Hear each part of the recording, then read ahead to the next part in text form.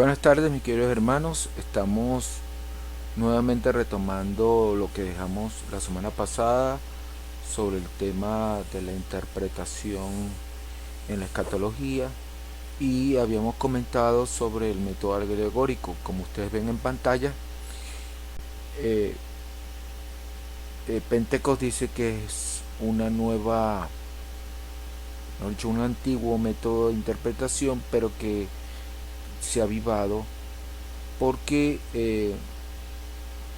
la, el argumento es que eso fue utilizado por los padres apostólicos en los primeros 3 4 siglos de la era cristiana, y donde, como habíamos comentado, el método es el método alegórico, es método de interpretar textos literarios que considera el sentido literal como vehículo para un sentido más espiritual, más profundo. Eso es cierto en el sentido de que el método alegórico no le da importancia a la historia o al relato en sí como algo real, sino que eh, lo descarta dándole más importancia a un significado más profundo y, si se quiere, más misterioso. Y por supuesto los libros de interpretación siempre han hablado mal acerca de esto, porque, como dices, es producto de la especulación, de la fantasía, no extrae el significado legítimo del lenguaje del autor. Y por supuesto fue muy utilizado por padres apostólicos, especialmente por Agustín, aunque también Orígenes y otros autores también lo utilizaron mucho. Y uno de los argumentos que se ha utilizado en favor de este método de interpretación es que con frecuencia el Nuevo Testamento utiliza el mismo método, y para ello ellos reconocen que se hace referencia a Gálatas capítulo 4 verso 21 al 30, que cuando veamos la epístola de los Gálatas veremos que, aun cuando es una alegoría, como ustedes pueden ver en pantalla, sobre Agar y Sara y lo que representan ambas mujeres, es una de las secciones tal vez más desconocida para nosotros, mayormente los cristianos. Mayormente el evangelicalismo ha menospreciado este pasaje, y eso ha sido en detrimento de comprender un aspecto muy importante del pacto de Dios con Abraham.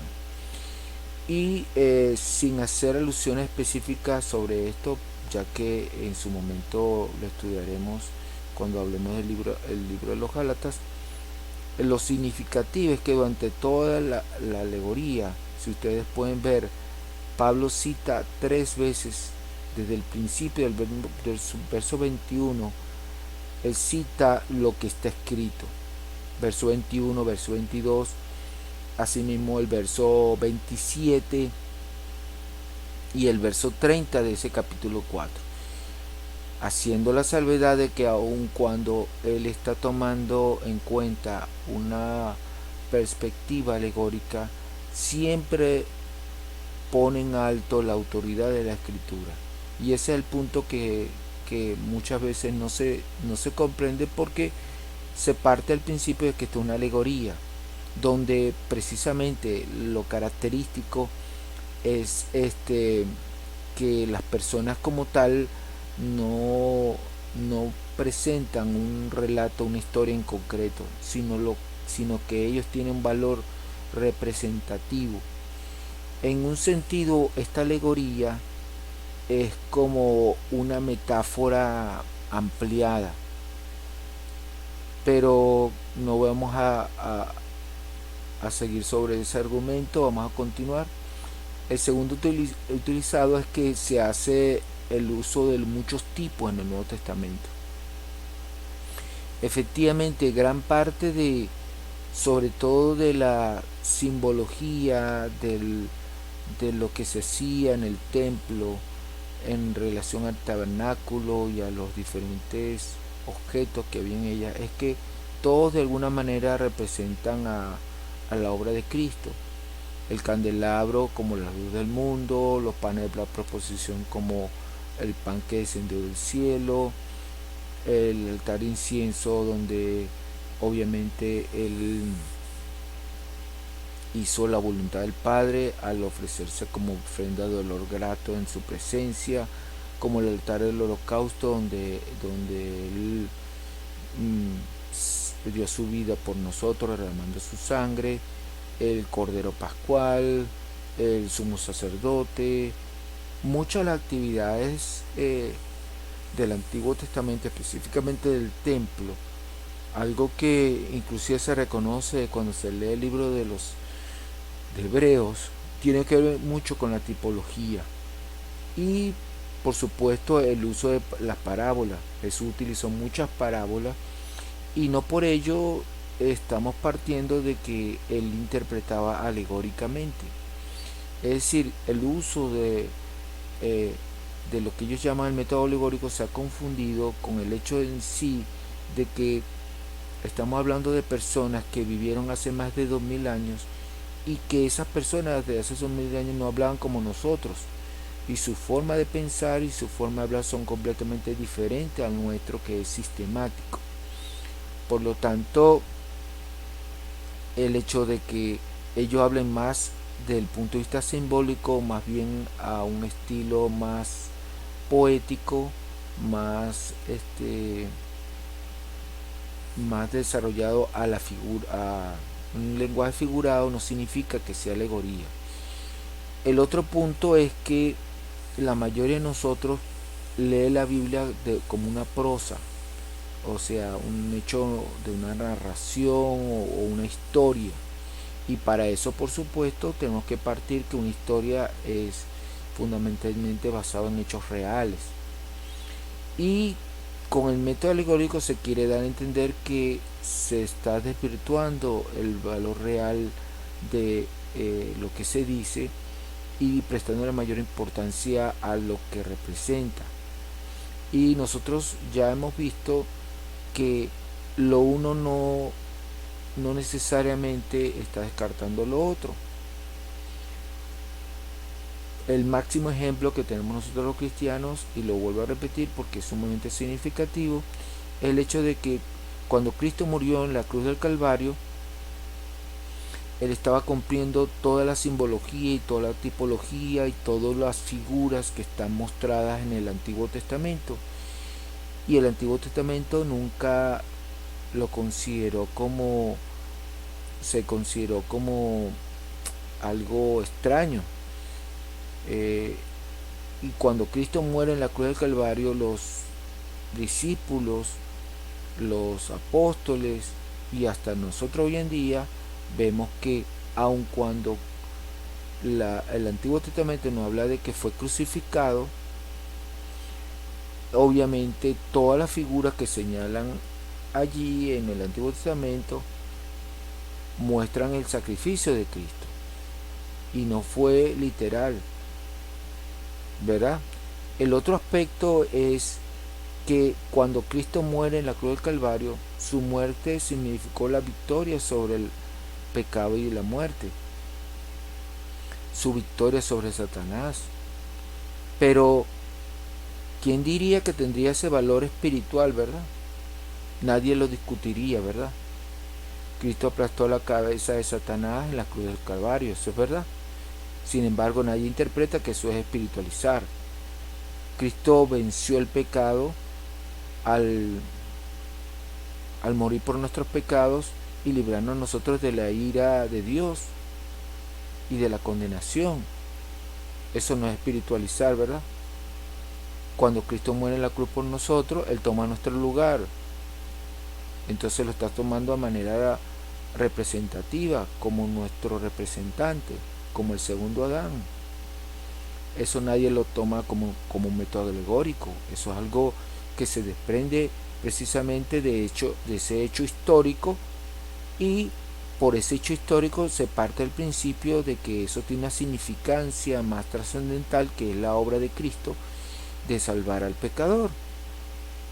Algo que literalmente, si lo interpretamos no tendría sentido. Si lo interpretamos completamente en el sentido como se plantea, entonces la muerte de Cristo no puede significar una victoria, sino una derrota, porque efectivamente él fue crucificado por orden de Poncio Pilato y entregado por los principales judíos y con la aprobación de todo el pueblo. Por lo tanto, ¿qué victoria sería esa? Más bien sería una derrota, más bien sería un fracaso. Pero si nosotros vemos el punto de vista espiritual sin que para ellos estemos diciendo que es una alegoría, entonces verdaderamente la muerte de Cristo fue lo que él vino a hacer precisamente. Y eso no lo descarta que sea literal. Ahora vamos a hablar de lo que dice Pentecost en relación al método literal. En oposición directa al método alegórico de interpretación está el literal o método gramático histórico. Como ven, todo lo que he dicho anteriormente es el método gramatical histórico. Y el problema de nuestros hermanos es que ellos plantean una especie de separación, cosa que es válida cuando tú confrontas el método literal con el método alegórico, que fue el que mayormente se utilizó en los primeros siglos de la historia de la iglesia cristiana, que paradójicamente en esos primeros, por su interpretación alegórica, también ellos cuestionaban aspectos relacionados con la predestinación, dándole importancia al humanismo, al libre albedrío como la fuente de la salvación. Y sin embargo nadie cuestiona eso. Entonces, el hecho de que haya ciertos cristianos que hayan sido primeros que nosotros a los primeros 3, 4 siglos de la historia no significa que sean mejores cristianos que nosotros, ni que interpreten mejor las escrituras que nosotros. Bueno, sigamos en el método alegórico, en el método literal, perdón. El método literal de interpretación es aquel que da a cada palabra el mismo significado básico exacto que se le daría en su uso normal, ordinario, acostumbrado, bien sea empleado en escrito, al hablar o al pensar. Precisamente este tipo de conceptos son los conceptos erróneos. ¿Por qué? Porque usted no puede pretender entender el significado de una palabra de una manera normal, ordinaria, acostumbrada a nuestra época, cuando eso fue escrito hace más de 2000 años. Evidentemente, el lenguaje de hace 2000 años está cargado de una simbología, de una significación a nivel contextual, histórico, literario, muy diferente al nuestro. Por lo tanto, si tú me dices que eso es lo que es el método alegórico, yo te diría que es precisamente donde parte el error. De que nosotros leemos la Biblia con el lente de un occidental de 21 siglos después. Y ese es precisamente el error del planteamiento dispensacional. Y por eso quiero decirles que si tú tienes un método de interpretación erróneo, todo lo que tú vayas a leer será errado. Entonces no se pretende interpretar la Biblia pensando y partiendo que las palabras que tú leas tienen el mismo significado de hace más de 2000 años. Y eso es completamente erróneo. Y ahí precisamente está fundamentalmente el hecho. Porque bueno, que tú critiques que todo el mundo interpreta alegóricamente es una cosa. Pero que tú interpretes de esta forma, definitivamente podemos decir que es erróneo. Y quiero decirle que ese es uno de los puntos más importantes y erróneos de este tipo de interpretación. Pretender leer la Biblia como si nosotros pensáramos y la sociedad fuera exactamente igual a aquella época. Ahora, él continúa. En defensa del enfoque literal se puede arguir que el significado literal de las oraciones es la normal de todos los idiomas. Mira, hermano, lo que una palabra puede significar para un alemán, para un norteamericano, puede ser muy diferente para un español, porque hay palabras que, como ustedes saben, son groserías en ciertos países, pero en otros países es una palabra normal y ordinaria. Por lo tanto, la palabra tiene que ver mucho con el sitio, la geografía, tiene que ver mucho con la historia, tiene que ver mucho con la cultura, tiene que ver mucho con la sociedad y sobre todo el hecho de que nosotros tenemos que entender que esas personas vivieron en un tiempo, en un lugar y un momento completamente diferente al nuestro. En segundo lugar, que todos los significados secundarios de documentos, parábolas, tipos, alegorías y símbolos dependen para su propia existencia del significado literal previo de los términos. Precisamente ahí es donde yo quiero ya introducir realmente. Entonces, hermano, ¿cuál es el verdadero significado literal de una palabra o de un pasaje en sí? El significado literal tiene que ver con el método gramatical histórico.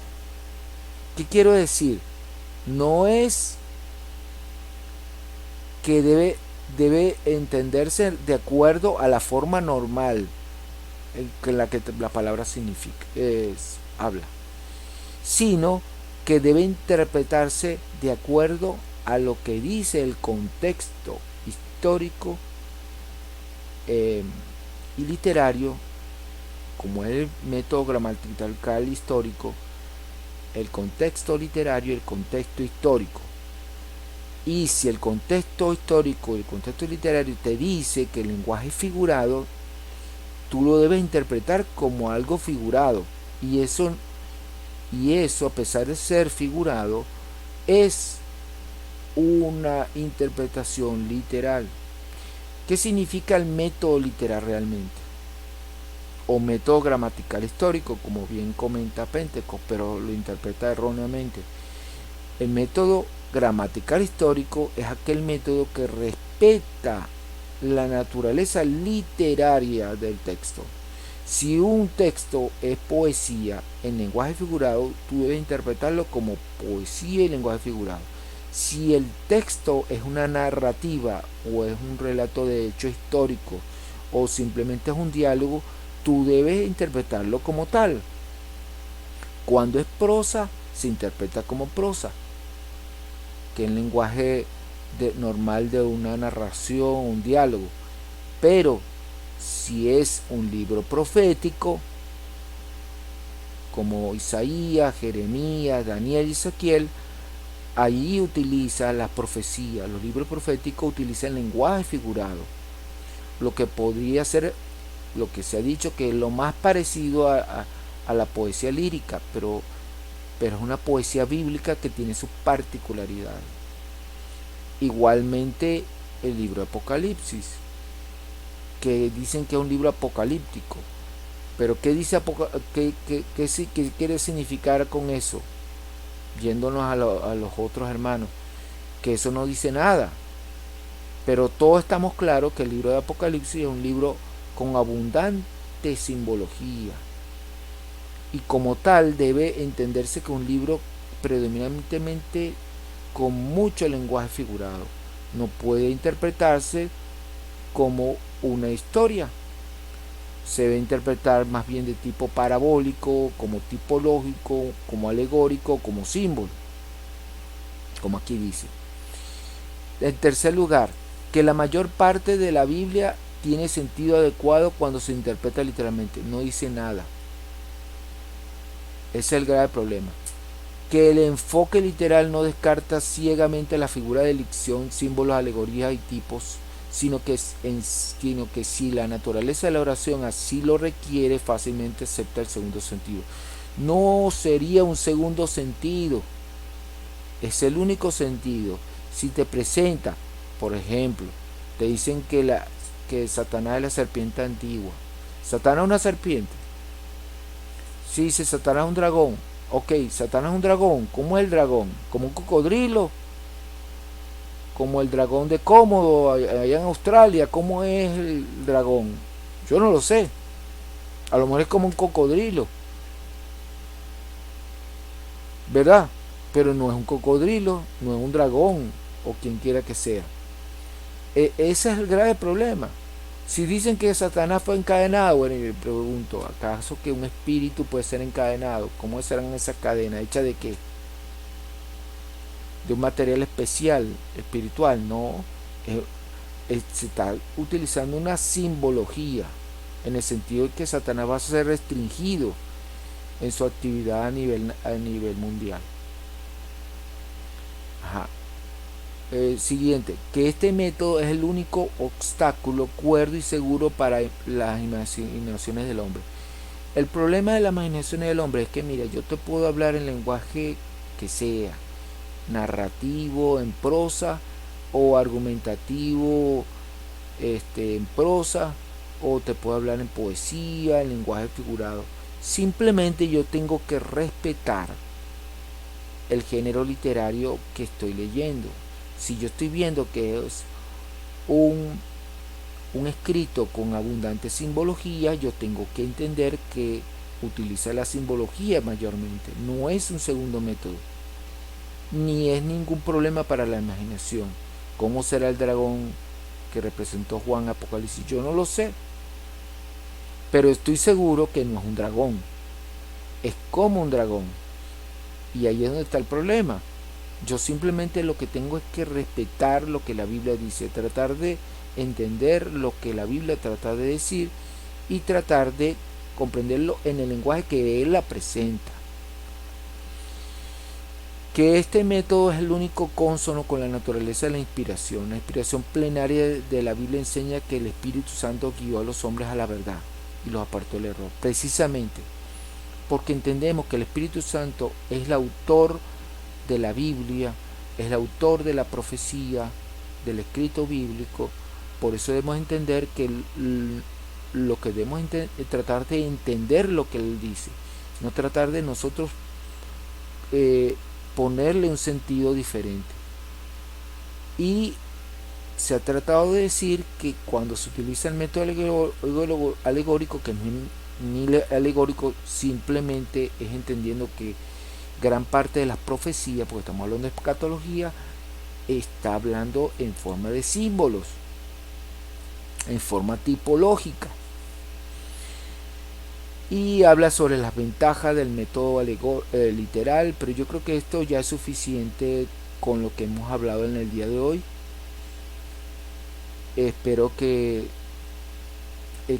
a partir de ahora entendamos cuál es el método literal y cuál es el método alegórico.